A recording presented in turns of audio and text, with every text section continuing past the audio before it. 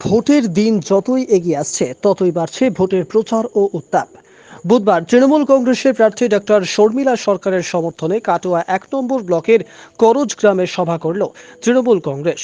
উপস্থিত ছিলেন কাটোয়ার বিধায়ক রবীন্দ্রনাথ চট্টোপাধ্যায়, কাটোয়া ১ নম্বর তৃণমূল কংগ্রেসের সভাপতি নারায়ণ চন্দ্র সাঁতরা, জেলা তৃণমূল কংগ্রেসের সাধারণ সম্পাদক বিশ্বনাথ সাহা সহ অন্যান্য নেতৃবৃন্দ।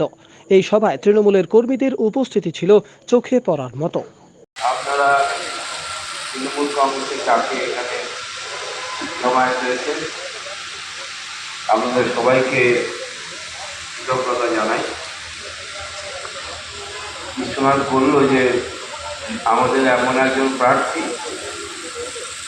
যে প্রার্থী অধ্যাপক ডাক্তার এবং তার এখনো পর্যন্ত 15-16 বছর চাকরি করার সুযোগ ছিল।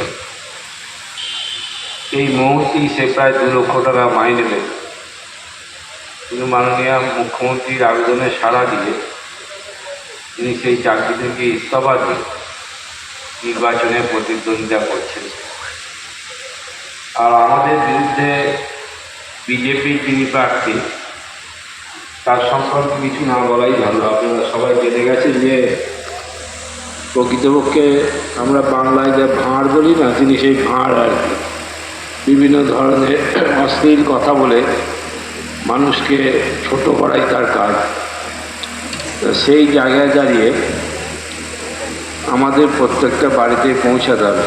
আমাদের তো অসুবিধা নেই, আমার পূর্ববর্তী বক্তারা আপনাদের সামনে বলেছে বা আপনারা সবাই জানেন। এবং করজ গ্রামের মানুষ দীর্ঘদিন ধরে আমরা একসঙ্গে আছি।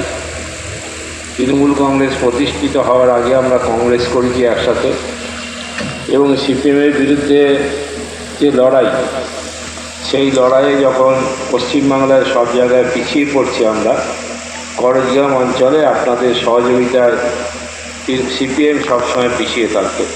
তো সেই জায়গায় দাঁড়িয়ে আপনাদের অনুরোধ করবো যে মাত্র আর কয়েকটা দিন যাতে সবাই ভোট কেন্দ্রে যায়।